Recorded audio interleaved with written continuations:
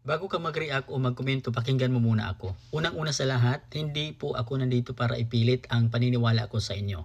Naniniwala ako sa demokrasya, sa kalayaan nating pumili at sa karapatan nating magdesisyon, mapapolitika man sa buhay o sa anumang aspeto ng ating kinabukasan. Ngayong araw, pag-usapan natin ang isang mahalagang bagay na maaring hindi napapansin ng iba, ang napakalaking ambag ni dating Pangulong Rodrigo Duterte sa mga OFW.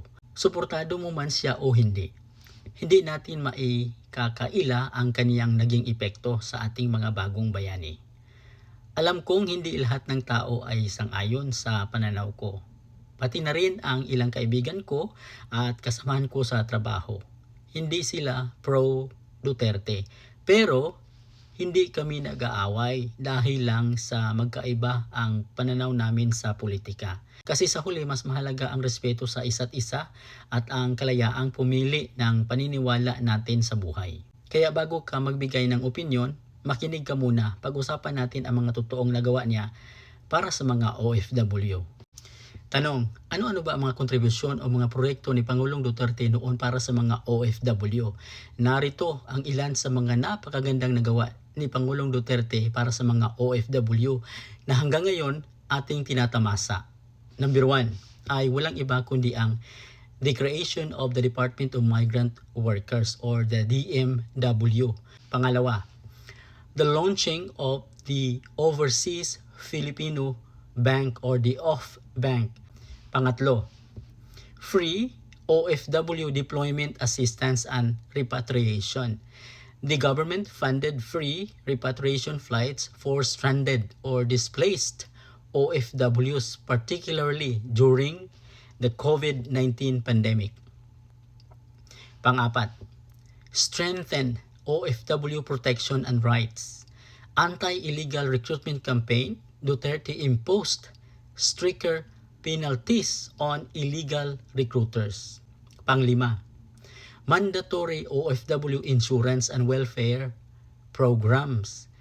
He implemented the mandatory insurance coverage for OFWs to provide medical accident and death benefits. Pang-anim, improve reintegration programs for returning OFWs. He launched the Balik Probinsya program, encouraging OFWs to return home and start businesses. Pang-pito, assistance for OFWs in distress. Strengthen legal aid and embassy support for OFWs facing abuse, illegal termination, or imprisonment abroad. Pangwalo, zero placement fee policy.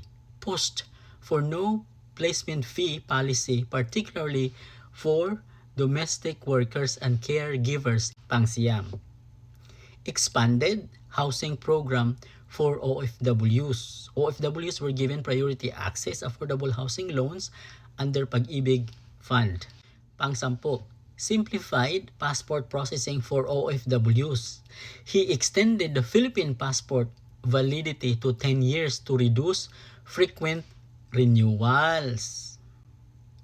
Implemented priority lanes for OFWs at the DFA offices to speed up processing. Nagamit ko na po ito.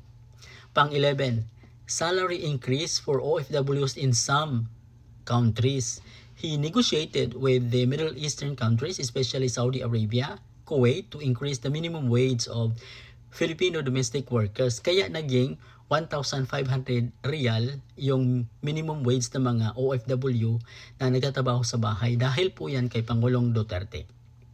Number 12, stricter policies against human trafficking. He strengthened the coordination with the Interpol and foreign governments to combat human trafficking and illegal recruitment. 13. He strengthened bilateral agreements with other countries, signed labor agreements with Japan, UAE, Saudi Arabia, Israel, and other nations to increase job opportunities for OFWs. The Japan TITP Technical Intern Program. This is one of his projects. Number 14, OFW Children's Scholarship Program. He expanded the OFW Dependent Scholarship Programs under OWA